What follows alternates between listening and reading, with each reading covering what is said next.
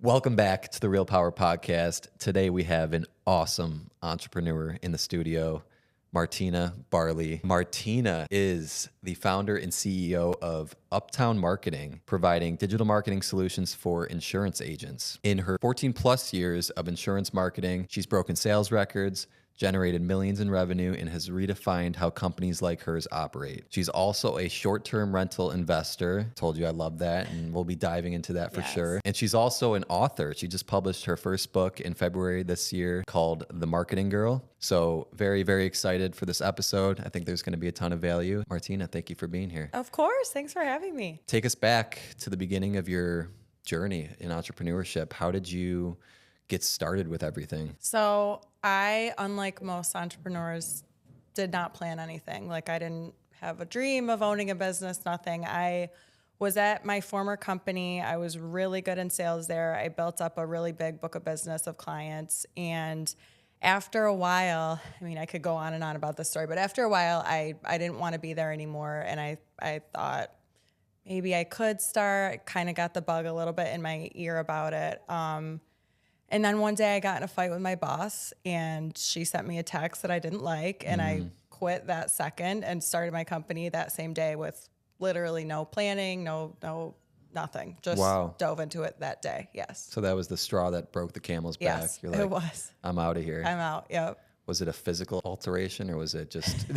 No, it wasn't. I had just moved to Dallas. So when I was 28, I decided like for no real good reason, I want to move to Dallas. I just kind of wanted to get out of Rochester. And the plan was I was going to work remote for the same company there. And everything was great for like 2 weeks. And then things that were coming up before came up again. And it just was finally like, I'm out of here. How many years were you at that previous company? I was there 5 years. 5 years. Okay. And then you went and started your own thing. And did you know like what the business would look like? Any idea of like what niche you would be in? Or? I did. Yeah. So I started, when I was in college, I worked for an insurance agent and I did a lot of his office's marketing. And then when I went to work for the marketing company, I was like, well, I know insurance so well. My dad's been in insurance my whole life. So I was like, I'm going to continue with the insurance marketing. So when I left that company, it was an obvious choice to stay within that same niche because that's what I know. That's what I'm good at. Yeah. And yeah. Cool. Yeah. Now today, Uptown Marketing, can you give a little overview of what you guys do, services you provide, and what your team kind of looks like today? Yeah. So we do digital marketing for insurance agents and we're just starting to now branch out to businesses that are not insurance agents. But we'll do like local SEO and branding. We do Google ads, Bing ads, Facebook and Instagram ads. We'll do social media content strategy, really anything that they can do as far as digital marketing presence. Very cool. And what does your team look like right now? My team is 12 girls between the ages of 23 and 30 something. So they are the best handful. Yeah. I saw on your website that you guys just look like a powerful team. Thank you. Yeah. Yeah. My sister and my cousin are the two VPs. So it's family operated, family owned, all that. And yeah, lots of women there. Very cool. We're kind of almost the opposite. We were joking like we're right now all younger guys and we were just talking about how we need to hire a female pretty soon. You know, don't feel pressured to, because people always say, are you ever going to hire a guy? And I have in the past, and I don't know what it is about my specific industry that I feel like the traits you need are more often found in women. So I'm like, I'm not going to hire a guy. I don't really care. Yeah, good for you. Yeah. And the reason I was thinking is like, I don't want people to think that I'm like against hiring other types of people. But I mean, same for us. Like, it's just kind of a camaraderie like thing that we have. Like we just got a membership to a gym all together. We're going to start doing like team workouts together and stuff. So it's more of like we just jive together personally. It's your culture. Yeah, it's our culture. Don't try to force somebody into your culture just to like check that box of, oh, I have a female employee now. You know what I mean? It's better. Because imagine if you did hire one and then it was like all hell broke loose. The culture's all different. Start dating one of the guys, it would just be a mess. Don't do it. Let's bring it back to like when you first started your company. How did you get your first like couple of clients? I said, I'm quitting blank if you want to come to my new company. Wow. So I did that with one person, and then I had to stop myself because I had signed a non-compete contract at my old company. So I hired an attorney pretty quickly. It was like, this is what I signed when I was 22. Look at it. And he was like, no problem. I'll get you out of this, but you have to hold tight for a second. So I got the first guy, and then basically while the lawyers figured everything out, he told me, my lawyer recommended, don't like actively reach out to people, but start building your brand on social media. And attract. Yeah.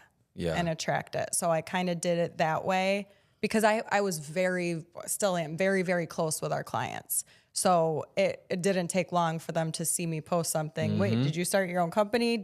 What's going on? Yeah. So a lot of them came to me that way. Yeah, and there's a differentiation there. And my sister actually just had to go through the same thing. She's an esthetician, and she was working for a bigger company, decided I want to go off on my own. Yeah. And same thing, like was worried about the non-compete, went to an attorney. The attorney said, especially being in New York State, like you don't have to worry. They can't stop you from working. Right. But they said the same thing, like as long as you don't actively try to like reach out to those clients, but instead go hard on your Instagram and show them. Which is, like, how cool is it that Yeah. we could do that now? Because I don't think I missed anyone I would have gotten by, aggressively pursuing them. So thank God for social media, because I'm sure she was able to get a lot of people She back. was. I mean, just like that. Her clients were Yeah. back, and that's awesome though. So, when did you go from, so it was just yourself in the beginning, correct? How long before you brought on the next person? So I brought two people on immediately. Okay. I was like, I know what's about to happen. I'm not even going to pretend I can do this by myself. Because at my old company, I had a team underneath me. I had a handful of assistants and support team. So I knew like, okay, I'm going to need people. So one of my cousin was the first, well, no, not my cousin. One of my girlfriends that worked with me at that same marketing company, she had been the person saying, will you please start your own company? Please, I want to leave. So she was like, no problem. I put my 2 weeks in. Nice. It was great. And then my cousin, who she had worked for Northwestern Mutual, so she knew insurance very well, had lots of like securities licenses and stuff. I had to like give her, my own cousin, like a formal offer letter. She needed all the details written up. I'm like, here, I'm serious. Yeah. So she came on. That was in like March. And then I think we brought the next sales girl account manager on in May. And then I would say we hired probably every 6 months from there. What year was this when you started? This was 2019. 2019. Oh, Yeah. okay. Yeah. I thought you guys had been around even longer than that. So kind of recent. Yeah. I mean, within the last 5 years. Yeah.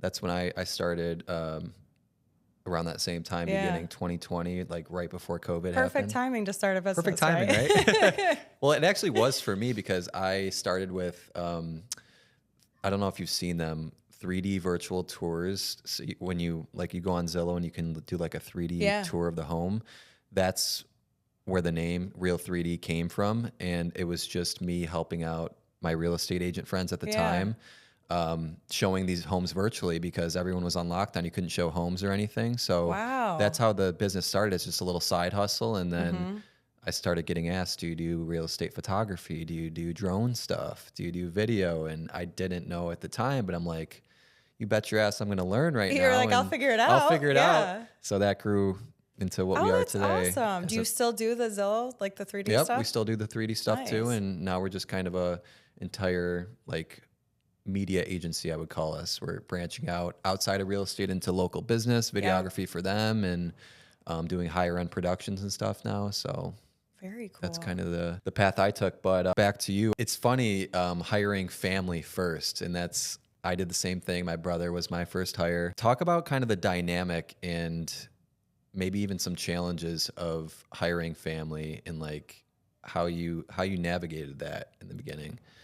Yeah. So my cousin and I had worked together in the past. Her mom used to own a coffee shop. We worked together there when we were like 14. So her and I are a very good team work-wise. So my older sister also was one of the first people on my list I wanted to hire. She's very, very like operational minded, whereas I'm not. And her and I just very much think the same way on a lot of things. but she was actually engaged to one of my competitors at Really? the time. Yeah.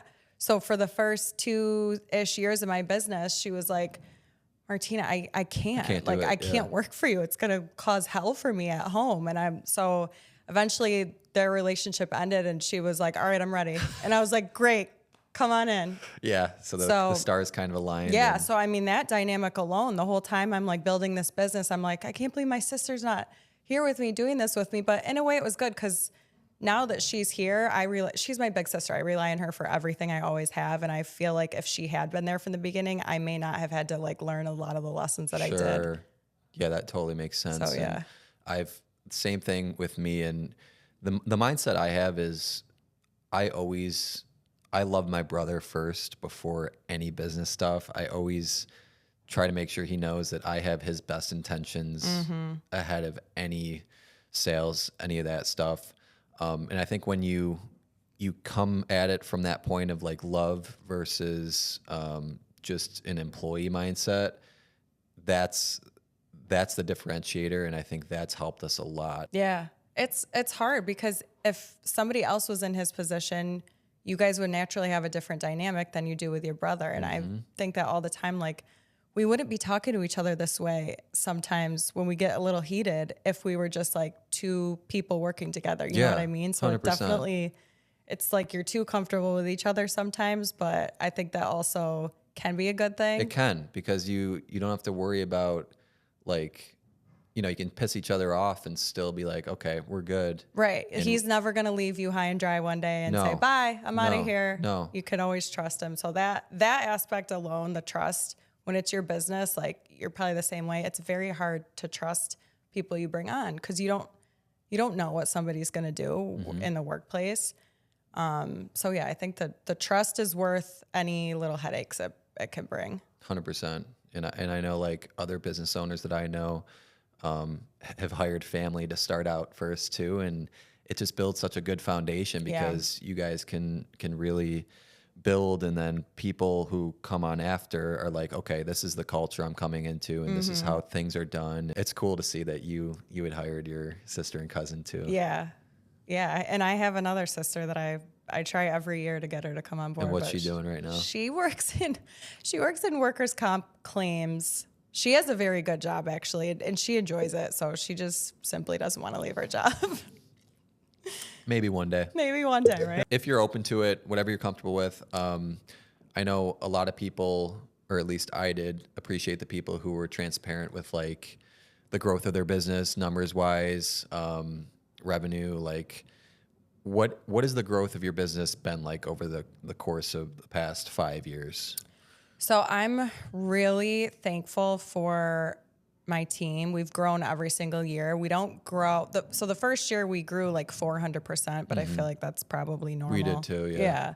And then we usually grow about between 18 and 25%, which I always say like that's a good growth solid. level, especially because like in digital marketing, and you know this to an extent, there's a lot of people get scared very easily by digital marketing companies because they've been burned in the past. So sometimes if you take on more clients than you can handle, you're going to slip on your service. So I don't want to be growing 50% unless I'm staffing at the same rate, which I'm not. You know what I mean? I like a steady, controlled growth because that means we can bring the same level of service.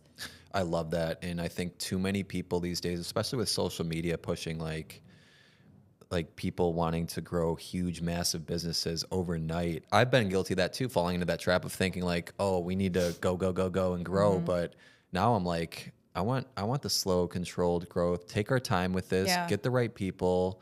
So I love that you said that, and you can still grow something amazing, even if you're not growing, not doubling every single year and hitting these crazy numbers. So we're the exact same mindset with that. It's so much better to do it that way. Like I could grow like this crazy numbers, but I guarantee you my clients would not be happy. They'd not be getting the service they're getting now. And employees wouldn't be happy either. They'd be burnt out. They would be, you just can't have all facets of the business be running the way they need to when you have this crazy growth. Yeah. So the growth like needs to happen that way for the client's sake, for the employee's sake, all the processes, everything. And it's more stressful too when you got just a million things going on. And we're actually starting to kind of restructure as well.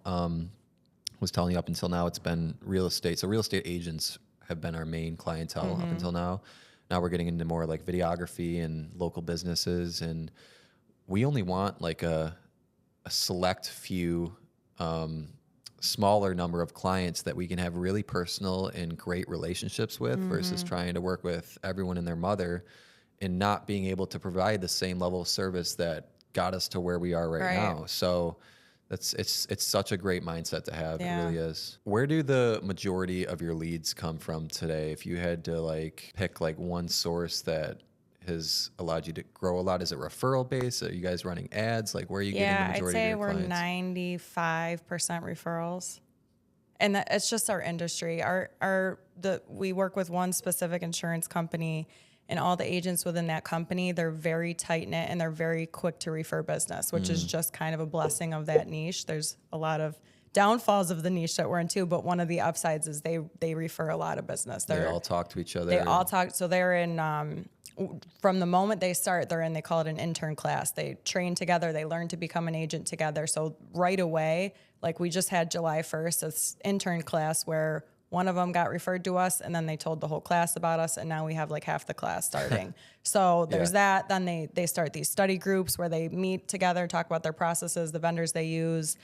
Then the company sends them on these annual trips. So they could be in Italy talking about marketing with an agent. They don't really get to see that often. And so it's just a very, very networky, communicative industry. Absolutely. Same with us with real estate agents. Like, Yeah. I mean, I've spent even up until now $0 on marketing. Really, we run a few ads, but it's all been word of mouth. You do a good job for one agent, boom, boom, boom. They talk to everyone they know, and all of a sudden referrals take over. And that makes you keep up the service level even more because you know you can bring them all in very easily. You can also lose them very easily if you're not taking good care of them. So I think that when you get somebody in off a referral, they're extra special to you because you don't want to let the person that referred them down. Right. You don't want to make them look bad. Yeah, exactly. Absolutely. So the great part about your business is the scale of it. You can work with people across the country, across the world, really, if you wanted to. How many different like states are you in right now? Do you even know? Like we're in almost all 50 states. So there's a handful of states. I want to say there's Massachusetts and Rhode Island. This insurance company does not have any agents in, so we don't have anybody there. But we're in, other than that, all the states. The thing that's a little bit different about us though is that we do market exclusivity, meaning that Rochester, for example, we have 2 agents in Rochester. One's on the east side, one's on the west side. They have a set number of zip codes. They'll never overlap each other because how could I possibly take 2 agents and be competing? Right. Yeah. So we do that all across the country. Charlotte, all the zip codes are divided. Dallas, all the zip codes are divided. Yeah. So that does limit us to an extent. You know, we get people that are referred to us a lot and we'll say, sorry, your zip code's not available. Yeah. Somebody else is marketing in there. So that definitely helps with the controlled growth,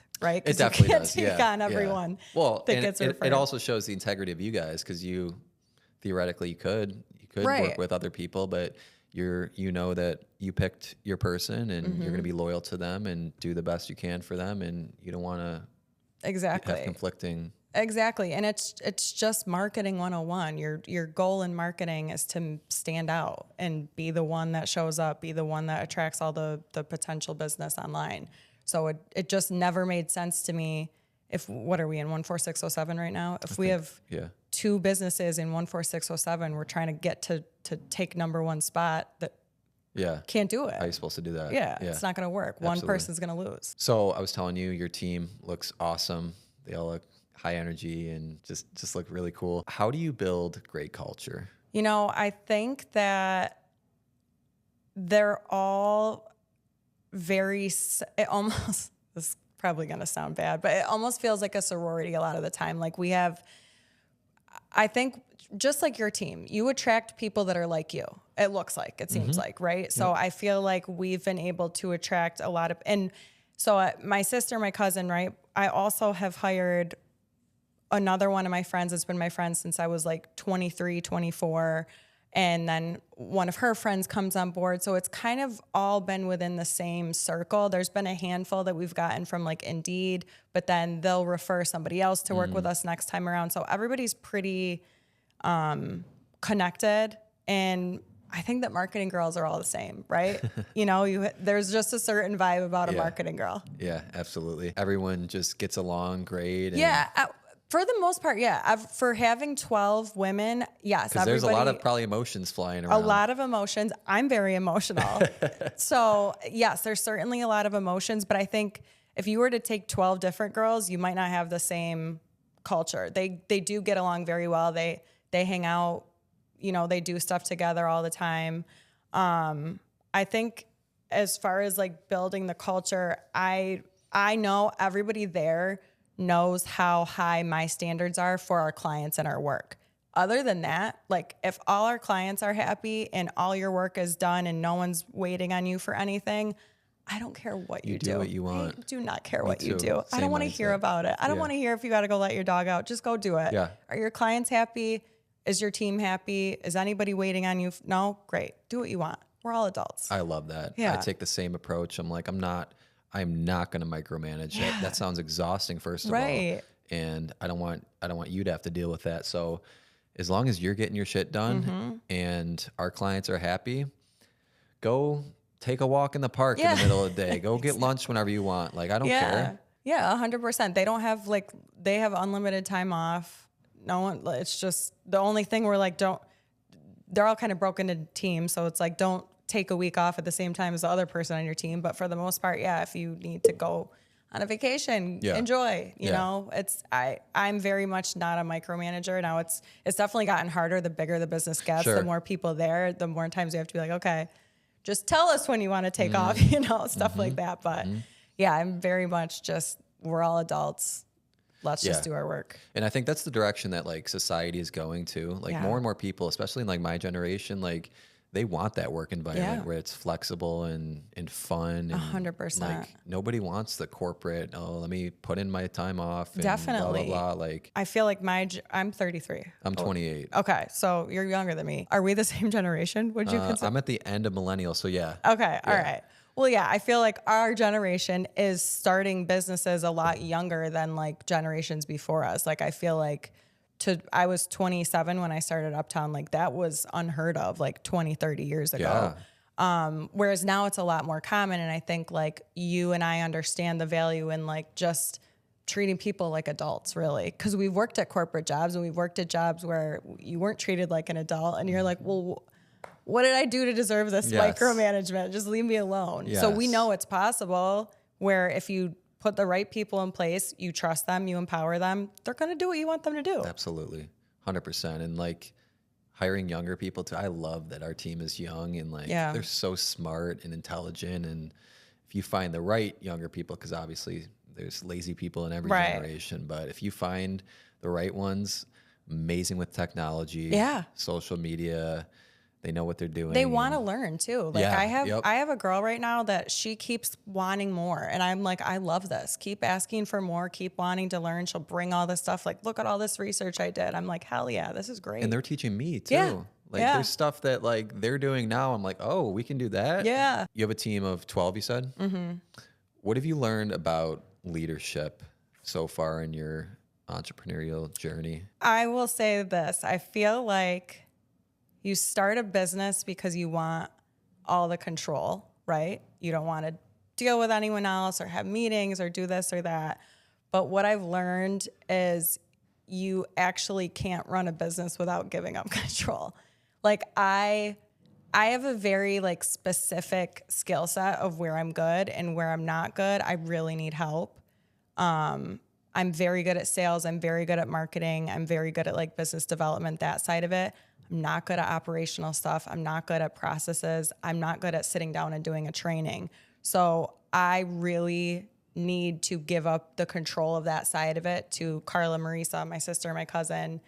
And it just can't work any other way. So it's just crazy because I've learned like, wow, I started this business because I didn't want anyone in my way. I didn't want anyone having control. And now I have my sister and my cousin being like, wait, sit down. We need to talk about this, which is good. I need that. But yeah, I think that owning a business and being a leader is not what you think it's going to be, where you just get all the say and all the control, because you can't run it effectively if that's what you want. No. I think leadership in general, I feel, is an area I struggle with, because I was such a good salesperson, and that is a very independent role, right? I could sit down, I could sell my ass off, and then I could go home. No one's going to talk to me, bother me, and I've exceeded my expectations of my job.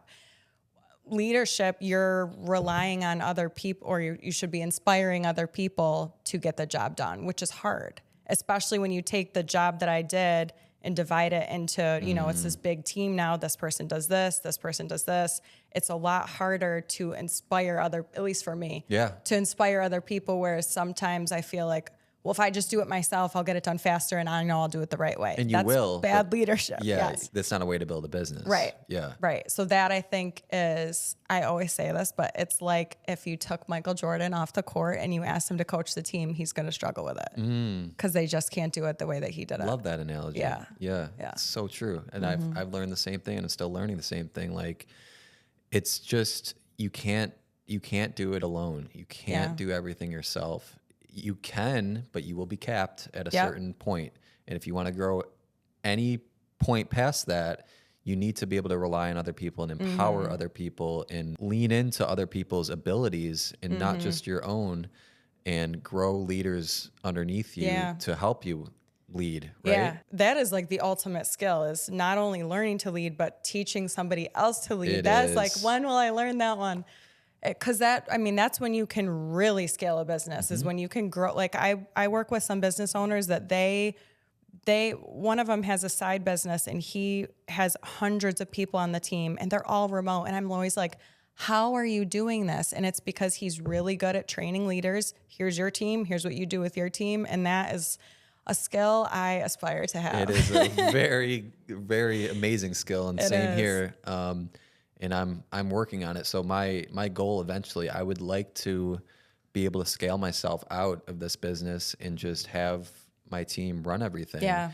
And in order to do that, you have to build leaders underneath you. Otherwise, it ain't gonna happen. Yeah. Like it's gonna, if everything relies on me right now, and I don't slowly start to delegate and teach and lead and create those leaders, then there's no way for that to happen. Yeah. So I'm learning every day. I'm learning from other people who are better than me and just great leaders. And it is a skill that will take you very far if you can learn to do it well. It is. And I'm also learning, like, there's certain pieces of the puzzle that I'm happy to give away. Like, I've never run our payroll. I never want to run our payroll. I don't want to know anything about our health insurance. I'm happy to delegate that forever. But like our social media, I have delegated that, but I still need to approve it every week. I change the captions all the time. I'm having a lot of trouble letting that go, even though we have very talented girls doing it now. I'm like, but that's our marketing. I love that you just said that. We are in the same boat, and we actually tried to delegate it and kind of put it on autopilot. But what you just said, it's our marketing. It literally is our marketing. It's your voice. It's our voice. Only you have your voice. Only I have my voice. So it's hard to let your voice go to the company's voice and the brand's voice. But you have to do it. You have to. And you can try, but we came right back, and now social media is literally part of our leadership meetings, and we talk about it, and we strategize on it, and we talk about, all right, what are our posts for next week? What message are we trying to convey with these posts? And it's honestly such a huge pillar to our lead gen, to our business right now, because so much opportunity is coming through our Instagram. We have a lot of followers on Instagram now, and because we focused on that, it's allowed us to grow so much. Right. And if you let that start slipping, your business will start slipping, because it's funneling so much business in. It's hard. It's like you guys are very visual industry. So your Instagram is like so important. It's more important than your website. It's a 24/7 salesperson. It literally is. When we're sleeping and people are looking through, I don't even know how many people go to our website now. I think so much is just they look at our Instagram, and I send people to our Instagram most of the time instead of our website, because that's where our most recent, like, that's where they'd end up anyways. Yeah, Absolutely. And I give you guys so much credit for that, to Oh, thank pump you. out content the way that you are, that is so intense and intentional and just, oh, it's so good. It's hard. It is hard. It's It's work. very hard. And people, like, what I do is not really social media based. People hear I'm in digital marketing and they're like, oh, so you can do my social media. And I'm like, I can give you like our insurance agents, we'll give them content, but they're insurance agents. They're doing nothing like this, Yeah. you know? Whereas what you guys are doing, you need to have so much creative energy to do that every single day and have it be as good, if not better, than last week's content. Yeah. Man. And to that point, it takes an army to Yeah. do that. And it takes multiple brains. Like hell no, I could not do this myself if it Yeah. was just me trying to run our social media. Yeah. And the whole team has input on it now. Yeah. And that's how we do things. It's good. You almost get like writer's block. You're like, Yep. what more can I say? Yes. And that's the nice part about this podcast now for my own personal Yeah. brand. I can pull clips all day Yes. from these conversations, Yeah. and that's what's allowing me to grow. But yeah, on the business side of things, it takes a lot of creative energy because we want those posts. We don't want to be posting a ton. We want more quality over Right. quantity, and just want to be putting out good content consistently. What have you learned, or what do you think right now about like the Instagram algorithm? Like, are you very hit or miss with stuff? So personally, I don't really pay too much attention to it because it's just constantly changing and it's so complex that Right. like you can pretend you understand it, but No one you does. really don't. Yeah. I can say Instagram does give you good tools. You can go to your professional dashboard. It shows you when your followers are active, like what they're engaging most with. So I would just look into your analytics specifically and see like what content of yours does well and then do more of that. One post specifically that's done outrageously good for us is what X amount buys you in Rochester, New York. I'm sure you've seen I've seen some of them, yeah. And so that was our first viral post. It went nuts. It got like 500,000 views, and it was honestly an accidental post. It was a clip that I had left over. I'm like, let's just try posting this and putting this caption up. Yeah. And it just boom, it went. I feel like other real estate companies do that now. Yeah. And you guys started it? I don't know if we started it, but we definitely had a wave made of it big, yeah. So ever since then, I mean, every week we've probably put out a post similar to that. And those are great because even though it's the same formula, it's different every time. The price point, the area, and people will be interested in those no matter what it is. So we kind of call those those posts kind of fuel our growth. Yeah. And then the more creative stuff doesn't go as viral, but it's still stuff we want to be putting out. Yeah. And that's kind of our strategy, is get the clickbaity kind of those posts out, and then the more like intentional stuff as well. So that's kind of how we operate. What about you guys? We try. So I've always from the beginning been very much like, I'm a very like direct, genuine person. Like, I'm going to write a caption how I would say something to you. I really don't ever want us to be like overly formal, overly businessy, because I just feel like that doesn't resonate with people. Exactly.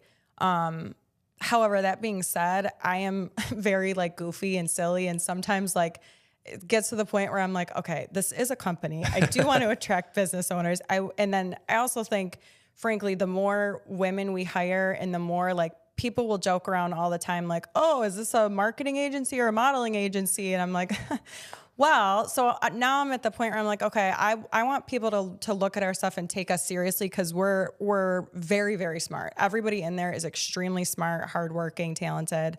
So I'm a little bit more of the school of thought now that I would rather there be more informational stuff. Whereas before I was like, let's just play around and entertain everyone because it's social media. Yeah. So I'm trying to kind of find the balance. It's that of that. balance. It definitely is, because we're the same thing. Like we want to show our personalities on social, but at the same time show that like we're professional. You have a brain. You're good at what you do. Yeah, exactly. We get stuff done. Like we have 5-star reviews across the board, and like, so it always is that balance of like being goofy, not being too goofy, being professional, not too professional, and finding that balance. So I love that. What's the biggest lesson you've learned as an entrepreneur? If you had to narrow it down to one or a couple of things that you've learned through just experience and running your business, if anything comes to mind? I think the biggest lesson is kind of along the same answer as the leadership question. It's that really I'm not my most effective when I try to do everything. And any entrepreneur really needs to hire to their weak spots. Yes. But then once you do hire to that weak spot, let that person do their job Let them fly. Yeah. let them fly and not remind yourself, why is this person in that role? Okay, it's because I'm not good at that role. Let them go. Yes. And stop trying, because you can't have it both ways, right? You can't have the freedom and the flexibility of being a business owner and I can work when I want while also trying to control everything. Because if I'm on a vacation, I can't be in the office answering this question. I need to let this person answer. You know what I mean? So it's, you really can't have it both ways. And I also think it's important to keep doing parts of the business that you enjoy doing, because sales is what I love the most. Like when somebody asks me, what do you do? I don't say I own a marketing company. I say I'm in sales. I love it. Yeah. Even though it's really not my job anymore, Yeah. but that's where I'm happiest. That's what I'm best at. I told Carla the other day, like, if I could have my perfect day here, I would have 5 to 6 sales calls on my calendar and then I'd go home. It's just what I like. So I try to still do some sales conversations, but is that what's best for my team? No. But is it what's best for me? Yeah. Do we need to find the balance? And it can be a good training opportunity too, right? If I were to take a sales call, then say, okay, here's what I learned from this. Here's what you guys, or come listen to my sales call. So yeah, I think that I've always gone back and forth with, well, I should let them take all the sales calls so they learn, they can train, whatever. And well, I really love doing them. I want to do them all. It's not even, am I going to close higher than anyone else? Of course. But that's not really why. It's really because I just love it so much. Yeah, it lights you up. Yeah. You have the passion does. for it. I do. Good for you. Yeah. Like I'm not. I don't. Really? I mean, I've learned to enjoy it a little more. Yeah. Just because I was bad at it before and I've gotten better at it. But sales is hard. It takes, and it must come natural to you if you love it so much. It does, but that can also be, so for example, we traditionally do not work with anyone but insurance agents, but I have a lot of relationships with clients from my old company where I had like a landscape contractor, or like a lot of blue collar contractors, roofers, fence contractors. And I've had people reach out to me and I'm like, oh, I loved this client so much. He was great to work with. Sure, I'll take you on. And then I get that to my operations team and they're like, what the hell is this? Who's this fence contractor? What are we supposed to do with this? Like, he can't go through the process the same way. So sometimes my sales ability needs to be slowed down a little bit. Dial it because back a little. Yeah. my team wants to have a process for everything. And that comes from, my standard of we have to do everything the right way for the customer the whole time. And they're like, we can't do that if you're just throwing all these clients at us. Yeah, absolutely. So like everything else, it's a balance. Always is a balance. Yeah. All right. Let's say I'm a young, aspiring entrepreneur. I am inspired by Martina. I want to start some sort of digital marketing agency. What's your number one piece of advice for that person just starting? What should they be focusing on? Things to avoid? Maybe some direction, some wisdom that you can give to that person? So I think the first, and this sounds very obvious, but it's a lot easier said than done, is to just start. A lot of people will dream about it, think about it, plan it, and they never actually take action. So quit your job. If you're serious about it, quit your job. Burn the boats. Don't think about it. Yeah. But you have to take some kind of action that you can't back out of it. Once you quit your job, you're like, shit, I have to make this work now. And when you bet on yourself like that, the only way you can go is up. Mm-hmm. So definitely that should give you a lot of confidence, right? If you have the balls to quit your job and say, all right, I'm doing this, you should be able to see it all the way through. Another thing that I think I've seen new businesses do wrong is relying too much on marketing and not enough on sales, meaning they think that if they post on social media and have good SEO and even run Google ads, that all this business will come flooding in. And that's really not the case. Marketing is meant to supplement your leads and supplement your revenue, but it will never do what sales efforts will do. So I think if you're going to own a business, and this goes for you, you have to enjoy sales and be good at sales. Yep. And I've realized that because as you were saying that, I'm like, we do rely so much on marketing and it can only take us so far. Yeah. And it's something that actually my leadership team has gotten on my case a little bit more about too. They're like, we need to make sure that we're booking a consistent amount of calls every week so that we have these opportunities consistently coming in, and we're not just relying on referrals and our social media. We have a steady stream of leads coming in, so that it is something that I'm getting better at. And I love that you said that. Yeah. And you guys are in a great spot to be able to bring that much in from your marketing. Like, that's the dream, because marketing is, I don't want to say it's easier, but for a lot of people, it's a lot more enjoyable than sales. Sales, for me it is, you have to be like a little bit sick in the head to love sales, I think, because it's so up and down. It's rejection, rejection, rejection, and then you get your yes, and you're like high as a kite, right? It's the best feeling ever. But that's not as natural for the majority of people. So you have to have, and if it's not you, then it's somebody. You have to almost treat your sales process like the marketing isn't even there. And then your marketing is going to bring in extra stuff. Then you're going to have really happy salespeople. But if you go into your business thinking, all right, well, I'm going to do all this marketing and surely it'll bring in this.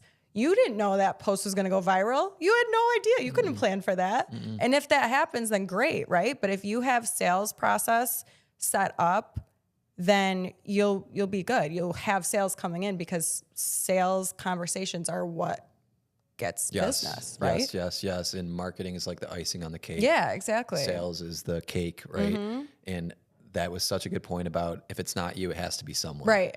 And I just had this discussion. Carter from our team he's better at sales than I am. And I'm okay with like letting go of my ego, because he's just better at talking to people on the phone. He's better at digging into pain points and having those hard conversations that you have to have, because I'm naturally just more of a people pleaser, and I'm trying to become less of a people pleaser, but I don't want to be a detriment to our business, even though I'm the CEO, I'm like the top, like this is a part of the business that needs to get done. And if someone can do it better than I do, go do it. Yeah. I still want to get better and grow myself, but someone has to be doing it on your team. It's hard, because when you own the business, you are the business. So you feel like, or at least I feel like, I should be good at everything. Yes. Because this was my idea. So surely I should be the best one at everything. And it can be hard to admit, like, really, I'm not.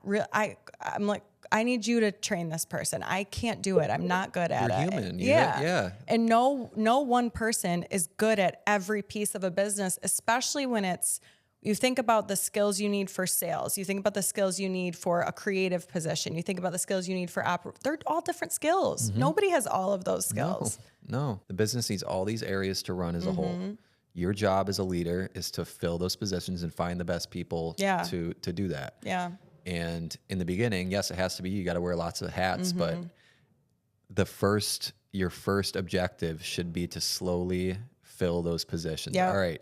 What do I like doing the most? Let's continue doing that as I'm scaling. What am I not good at? All right, let me find someone to do that first, take that off my plate, then find the next person, take that off your plate. And going back to your original question, which was to an early stage entrepreneur, somebody that wants to start this, have your first hires be the people that fill the roles that you're lacking. That's what I did. I was like, I'm going to have no problem in sales, so I can put that to the side. I need an account manager to handle all the sales, and I need an operations person. So those were my first two hires. It was things I knew I didn't want to or couldn't do as well. Yep. So I would say, like, if you're great at sales, hire an operational person that's going to slow you down sometimes and make you stop and think. If you're great at the other thing, hire a salesperson. Operations, find a salesperson. Exactly. Yep, exactly. And it's such a personal, like, people want to know, like, oh, who should my first hire be? And you just answered it.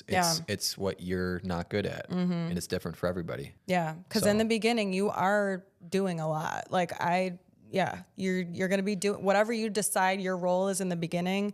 You're going to be doing it pretty much 24/7. Yeah. So get somebody to take the other parts of it off your plate. Let's shift gears a little bit. I want to talk about real estate. You own some short-term rental properties.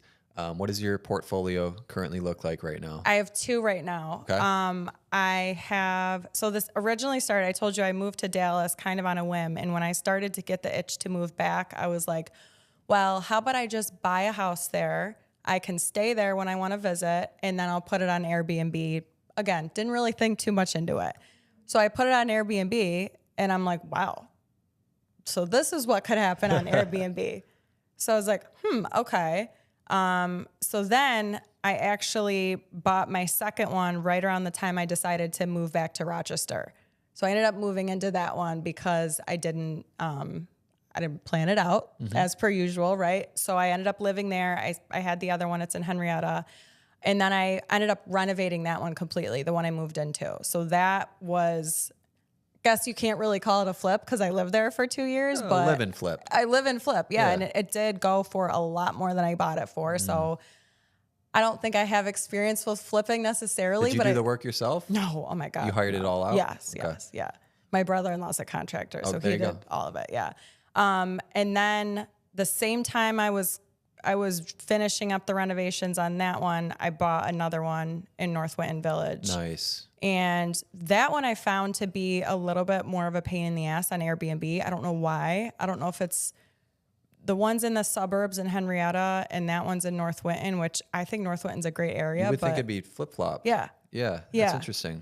Yeah. So that one, we just put a longer term renter in there. Yep. Long-term rental. For a year to see how that does. But the one on Airbnb still does great. Yeah. I love it. Yeah. And it's a balance there because Airbnb, you can obviously make more on Airbnbs, but it's more work. It's more of a, Right. you're running almost a business, right? Yes. Whereas a long-term rental, a lot more passive. Yes. You don't get as much cash flow. So there's two Yes. sides to And it. I'm very lucky. My mom manages my Airbnb. So she does all the cleaning flips. She does all of that. But like the questions that you get and some of the like pain in the ass people on Airbnb, I'm like, this is why I'm getting this money. It's because of all these people. Yep. But it's crazy. But I mean, with the first Airbnb I bought, I didn't ever step foot in it in person. So I had a realtor send me a video of it. I was like, yes, let's do it. You bought it off the video? Yeah. Cool. I've done that twice. I did that with a house in Texas I bought and that rental, and I don't regret it. Take some balls to do that. It does. And I think like people are always like, oh, how did you do it? I think we'll make decisions that other people wouldn't make because I really feel like, take that house, for example. If I got there and it was in like, I saw the video. I saw what it looked like. My realtor's a friend that I trust. I know she wouldn't steer me wrong. So I think just having to have that little bit of like trust and faith and like, okay, this house is fine. Buy it. And we'll just go with it, whatever it is. And so many people can't even get over that first hurdle. Yeah. And like, then they'll even see it in person and then they'll be Right. like wishy-washy about Right. it. And all of a sudden, like Or someone like, else gets it. what if the rates go down next Yep. month? Or what if this? Or what if like, just do it. Just do it. Just do it. Start. Yes. It's a key to everything. It really is. So you got your Airbnb, you got your long-term rental. Do you plan on buying more? Yes. So I just sold my house I was living in and we built in Penfield. Nice. So How did the building process go? it went good. It took longer than I wanted it to. Yeah. So we want to eventually build. So I just Yeah. wanted, this is more of a selfish question. Like, Yeah, here's what I'll say about it. My husband built with Ryan Homes in the past. I built with Ryan Homes in the past. I realize they're not the most custom, glamorous houses, but when we were looking, what we got for the money with Ryan Homes and building versus what we would have gotten on the market, it's apples and oranges. You get so much more value building, and then you can take any extra money and do stuff. Like we've done a lot to our house. People are like, why are you ripping up your house? It was just built. But we wanted it a little more custom. We wanted a little, cooler and different. So yeah, I highly, highly recommend building. Cool. Yeah. And Yeah. good to know that Ryan Homes is like a good option because I know they are Yeah. a massive company and Yeah. you don't know if you're really going to get that boutique kind of service Yeah, and custom, the but it sounds service is great. They're so big that they have so many processes. Sure. So it's really hard for them to screw stuff up. and they've done it so many times, they're good at it, right? Exactly. And if you walked into our house now, you would never be like, oh, this this is a is so Ryan cookie cutter. Yeah. You'd have no idea. Yeah. It's so custom. It's so unique what we've done to it. So Very cool. So how long did it take from start to finish? So we signed for it, I think, the beginning of September. They broke ground in December, which was just based off their schedule. And then we moved in, we closed May 17th. Wow. Yeah. That's not bad at all. No, I think it felt longer because we signed it in August, September, and we were waiting so long for them to break ground. But Sure. yeah, it's really not bad. I mean, I've heard stories of things taking year and a Yeah. half, Yeah. And I guess it depends on how big of a house you want and Right. everything. So, Build but all that's that. good to know. I mean, that's going to be our next move for sure. We don't know where we want to build Yeah. yet. So, Well, that's the hard part too, is we're farther out than we were in Brighton before. Like Oh, we yeah. could get anywhere in 10 minutes. It was great. And now we're a little bit farther out, but you got to give something up, right? have That's to. another thing, especially in real estate, when you're shopping, or you have to give something up. You can't have it perfect. You can't have a perfect interest rate. You're going to go over asking price. Sorry. That's how it is. Like, there's just something you have to make your pros and cons and figure out what is a deal breaker and Yep. what can I deal with. And Yeah.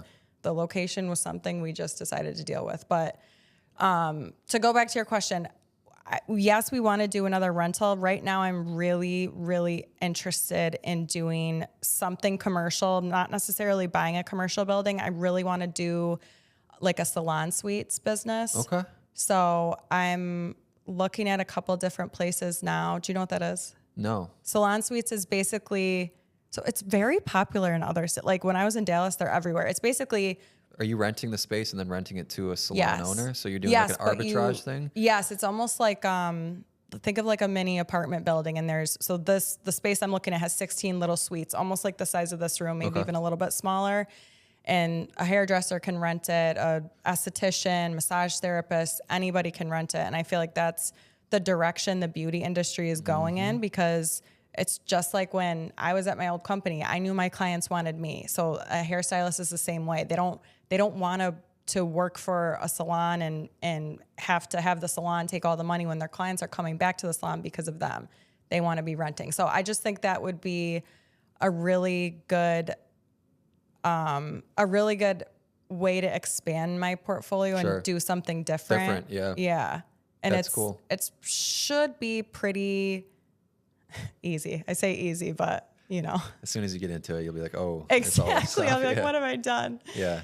But yeah. That's very cool. So whereabouts could you see yourself like doing that in the I'm city? looking probably around Webster. Okay. Penfield, Webster area. So right near you. Yeah. Cool.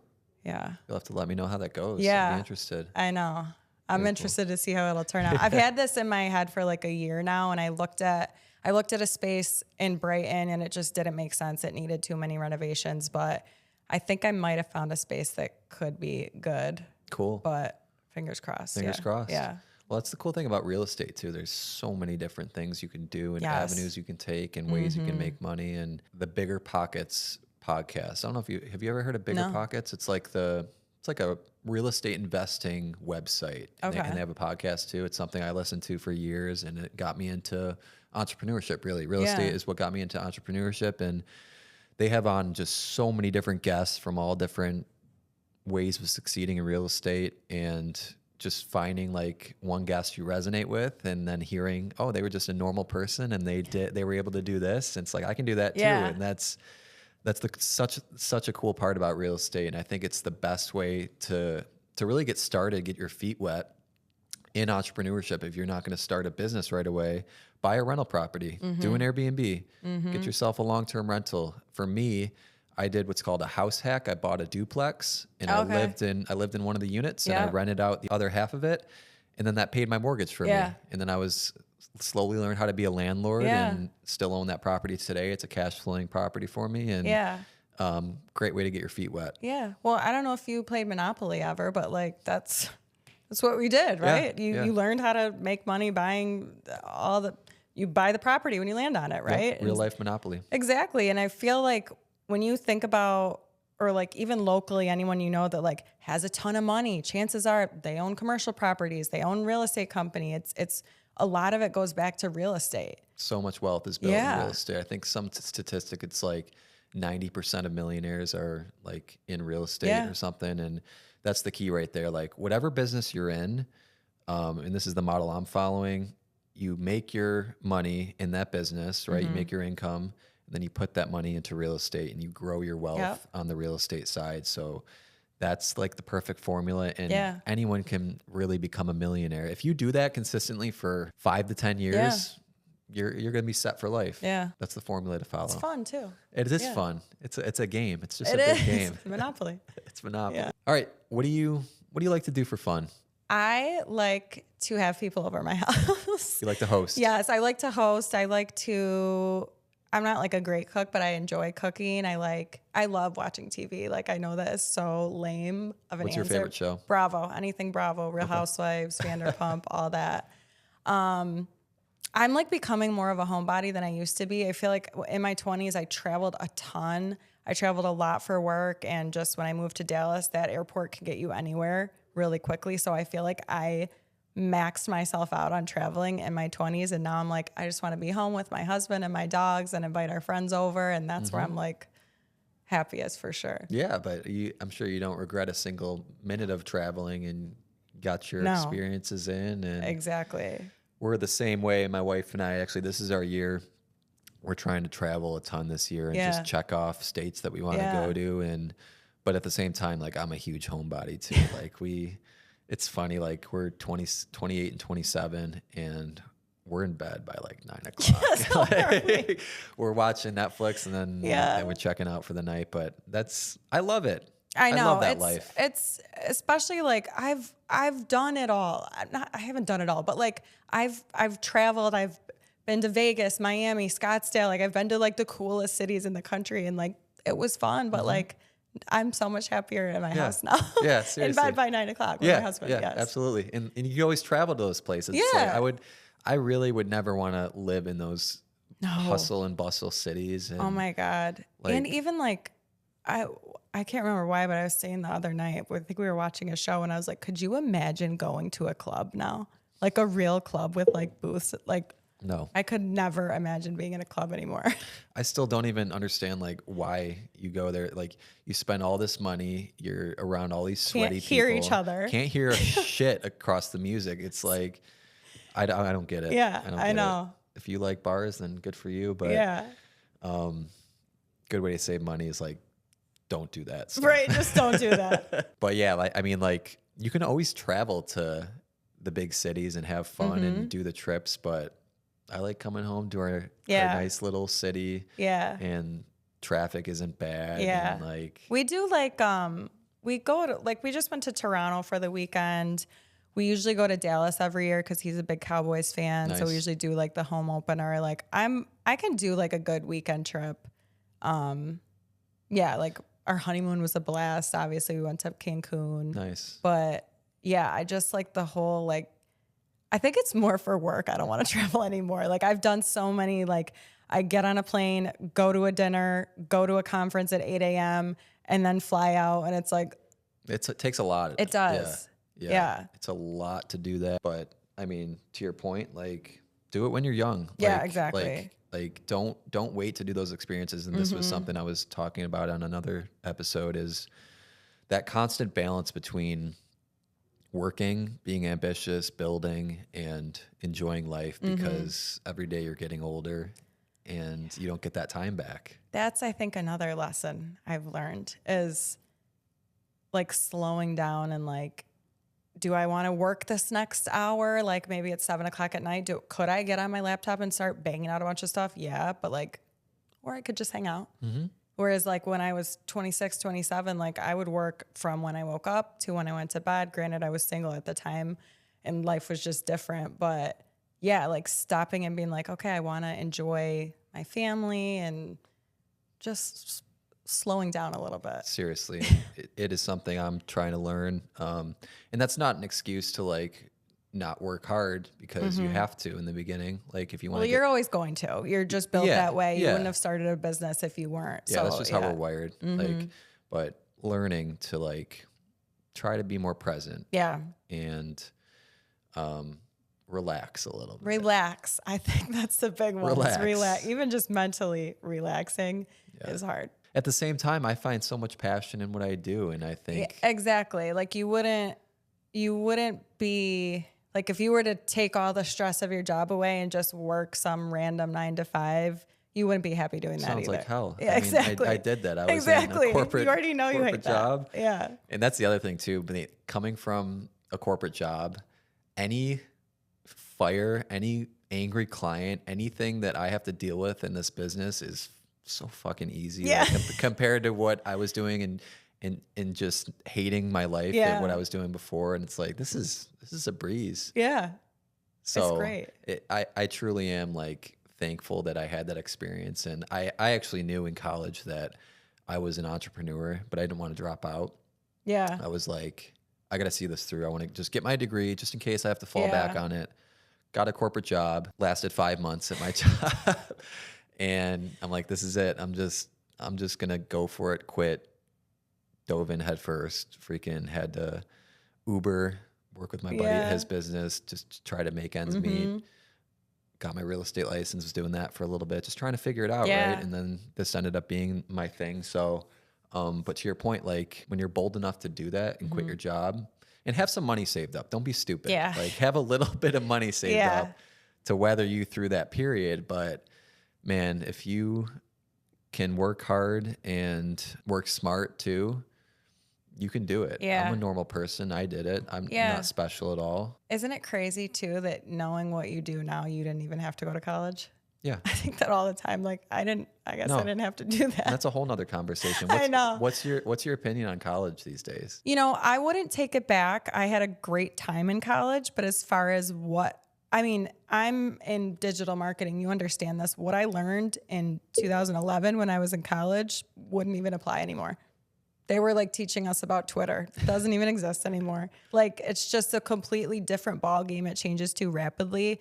That being said, I think like there's something to be said and something to be learned about going off, living on your own, meeting new people, like really you get this like middle ground to become an adult where you don't have to like move into your own house, right? Like you're still kind of parented by like, you know, an RA, whatever you have, but you're still monitored somehow. Yeah. So you get this like kind of in between phase. And I think that anyone I know that's gone to college would say like they wouldn't take it back, some of the best years of your life, but professionally speaking, I probably wouldn't tell my kids to go to college. But what's the point?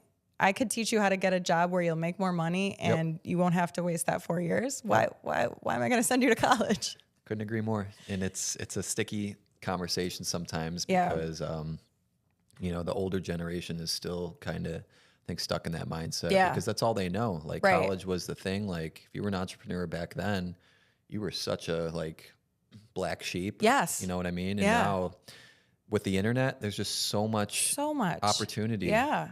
And like, but to your point, like there is, and I just had this conversation too, there is value to college for the experience, and the people you meet and the networking. Yep. The degree you're getting, maybe not so much unless you're a doctor. Yeah, if you're a doctor, you want to be an attorney, have at it. Go to school. You have to. But if you want to do any kind of like business, services, trades, anything like that, like then go do that. Yeah. And even now, and I'm sure you feel the same way, when I hire, I couldn't tell you which one of my girls has a degree and which doesn't. Carla could probably tell you, but I have no idea. Don't care. I don't care what you went to school for. Because guess what? Even the ones that did go to school for marketing, what did they learn that they're doing now? They didn't go to college to do marketing for insurance agents. Yes. Guarantee. Yeah. I think the biggest thing is the debt conversation. Like, don't go $100,000 into debt to get an English degree. For what? Exactly. You get a history degree. Exactly. Like, you can go learn all that on YouTube. Right. Get a degree that somewhat like is important and applicable, and you can get a decent paying job. Yeah. And by the way, you can always change. I went to school for engineering. Here I am doing videography. So don't get hung up on thinking that you have to do something for the rest of your life. Right. Exactly. You're a human being, and you can do.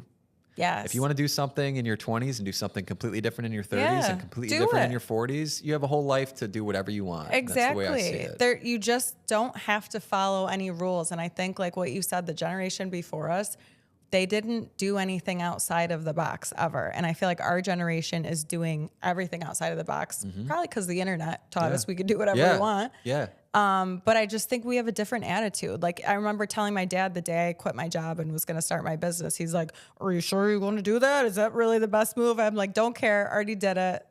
And it's just a different mindset. They just grew up differently, and you can't blame them. Yeah, exactly. It's just what they know.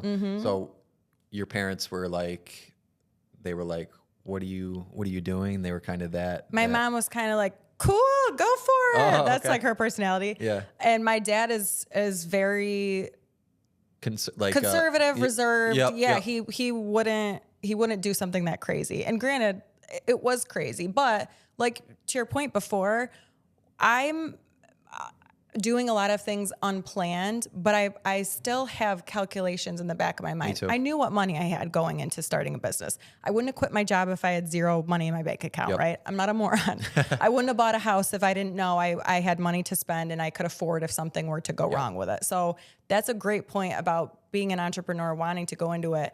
Stack all your money away, because money may not buy you happiness, but money will buy you options. There you and go. money will buy you opportunities, and money will let you do what you want to do, because you won't be trapped into, just making ends meet. Yep. Yeah. And to kind of go further with that point, you don't need a ton of money. Like, I'll be transparent. When I quit my job, I had like maybe 8 to 10 grand saved in my bank account. And that was enough because I was living so minimally, like very like basic food, basic needs. Yeah.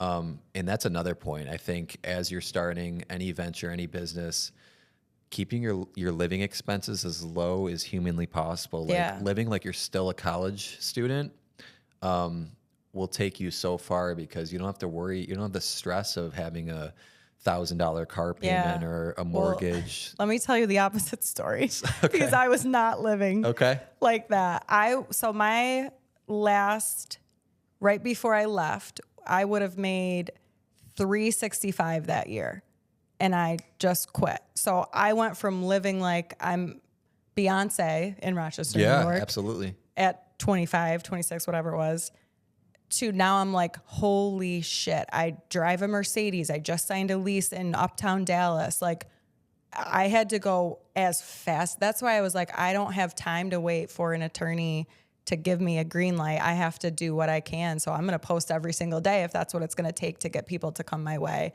And then I, of course, was able to reach out to people that weren't clients already. So yeah, I mean, you can go at the opposite direction too. The way you did it is much, much, much smarter. And I think part of me is like, I just think everyone thinks like that, but I guess it's not. Like, a lot of people are living like you were, and you have to like try to minimize that as much as possible. Otherwise I'm sure you were stressed in that time. Oh my God. Yeah. And I also was like, to my two very close people in my life were like, yeah, come on board, I'll hire you. So not only did I have all the expenses just from my life, but I had 2 new people that I had to pay a salary that I had no idea. Like, I didn't know what I was going to make that first year, but I still, so that I think is a good point. Yes. I had all these unknowns and all these what ifs, but what I didn't question is whether or not my clients would come over and whether or not I could do it. Yep. So no matter what is in your way or your thoughts or bringing you some kind of hesitation,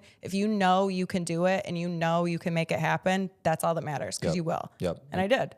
Thank God. And focus on the clients too, because without clients, you don't have a business. Exactly. All right. Goals for the future. Where is Uptown Marketing going in the next couple of years? I'm not a big goals person. Okay. But here's what I'll say. I do want to start being able to take on other businesses outside of insurance, which is just a whole other ballgame, because right now with insurance agents, we don't do anything with their website. They have a lot of compliance guidelines. So bringing on other business types would open up a lot more opportunities for us, for services we could offer, products we could offer.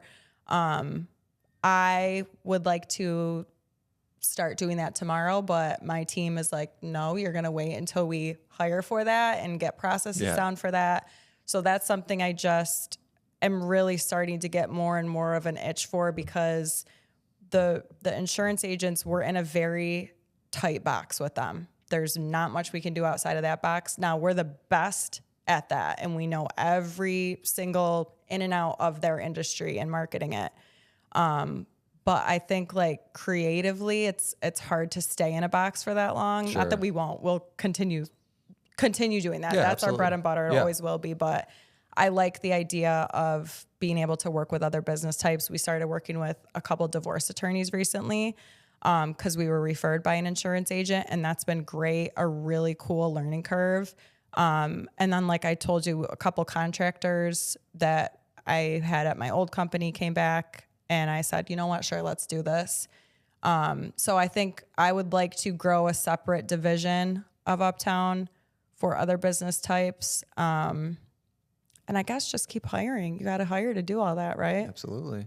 Yeah. Yeah. I love it. But there's so much opportunity in whatever direction you decide to go. And Yeah. we're kind of in the same boat. Like real estate's been our core niche over the past Yeah. 5 years. And now we're seeing so much opportunity just in content in general, Yeah. local businesses, other people just in Rochester. There's so many people that need content for their Yes. social media. And we are the people. We And know what we're doing. I feel like once you have professional content, it's probably really hard to go back.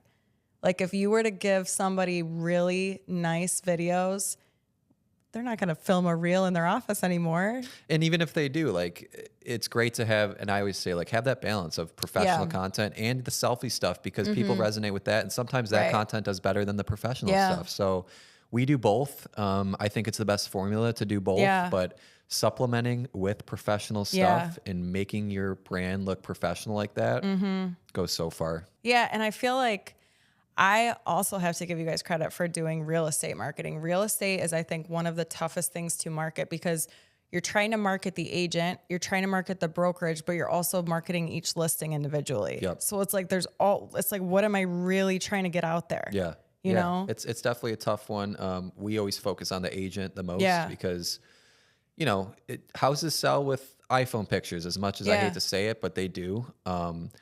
The video, I always say the photos sell the house, the video sells the agent. Yeah. And we want to go all in on the video and help the agent with their brand because we know that'll take them the farthest and give them the most opportunity. I think I saw in Gabby's video you did with her that she said she hasn't posted a listing in like however long. And I was like, wow, that's a great point. And she's got lots of followers, right? She does such good content with you guys. Yep.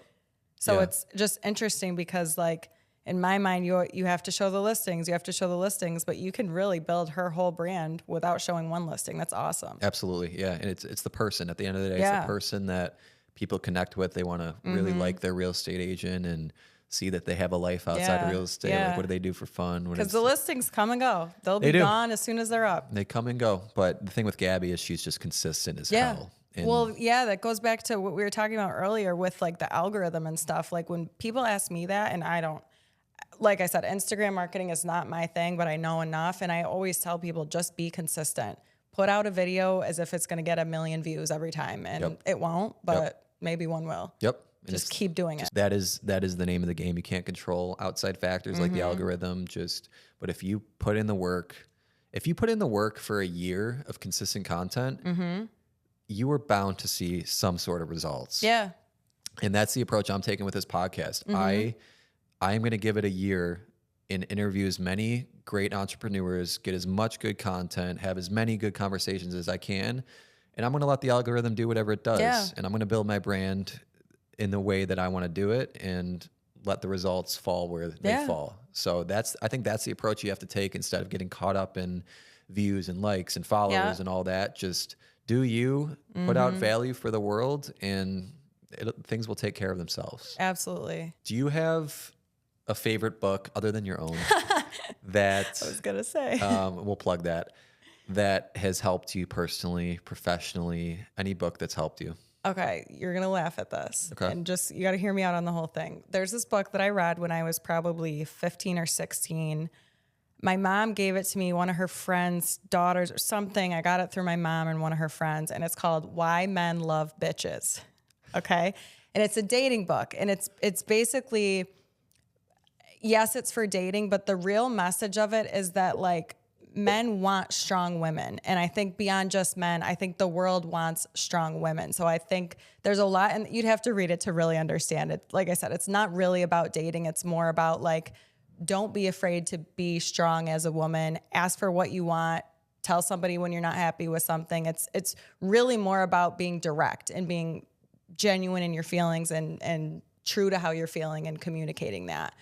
Another one I love that is actually a business book is The Little Red Book of Sales. Okay. It's literally a tiny red book. It's probably like that tall.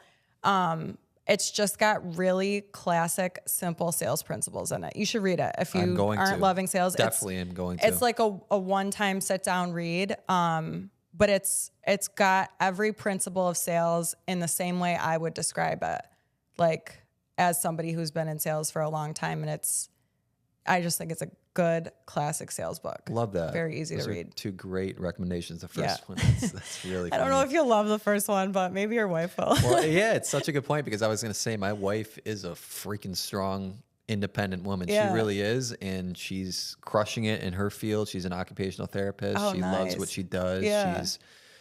She is assertive. She Yes. says what's on her mind. Get her that book. She'll love it. Let's plug your book. My book, yes. What's it called? Where can people get it? My book is called The Marketing Girl. So like a doctor, a lawyer, a real estate agent, all these fields have names for what they do, right? You could say, oh yes, go to my doctor. He's the best. Use my real estate agent. And like, there is no, you don't say, oh yeah, call my marketer. So like as people would introduce me over the years, like to referrals, it's, oh, here's the marketing girl, Martina. That's the marketing girl. And like that becomes, anyone in marketing would be like, yep, 100% she's right. This is my marketing guy. This is the marketing girl. So yeah, it's just kind of a lot of the story that I just told you. Mm-hmm. It's when I was at my old company and kind of something you said earlier was really stuck with me. Like when you said, that you're just a normal, regular person and you just like did things a little bit differently. And that's really why I wrote it, because I feel like now that I've like had a business and had success, is a lot of people are like, well, how did you do that? How did that happen? And it's just, if you read the story, it's a lot of like what I did and what I learned from it and why it's like something anybody could do. You know what I mean? And I think there's like a little bit of a formula to it. I think that to be successful, you have to not be afraid to make a big move, right? Mm-hmm. To make a big move, you have to be confident in what you're doing.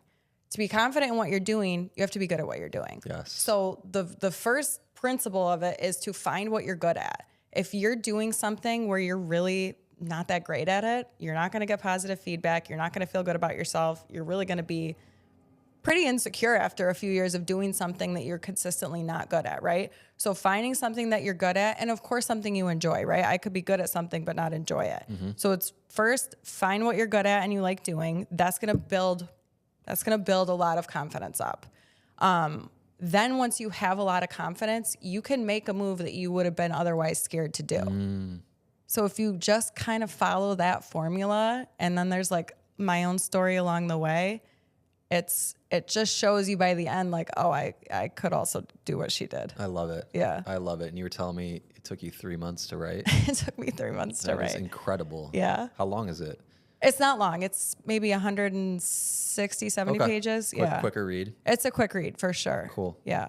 All right. Well, if you are an entrepreneur or you want to become an entrepreneur, anything like that, go pick up her book. Where can they get it? Amazon. Amazon? Mm-hmm. Okay. And yeah, thank you so much for coming on the show. Of course. This was a freaking awesome show. Yeah. Where can people connect with you if they want to follow you? So they could follow me on Instagram, Martina Nicole Barley. My business Instagram is Uptown_marketing. And then if you happen to be an insurance agent watching this, or actually any business owner watching this and want to talk about marketing, see if it's a fit, you can email me, martina@uptownmarketing.com. Yeah. Awesome. Martina, thank you so much. Thank you. Thanks for having me. This was fun. Yeah. Absolutely. We'll have to have you on the show again. Oh, I'd love to come back. And see where you're at in a year or so. Yeah. So, all right, guys, thank you for tuning in, and we will catch you in the next episode. Peace.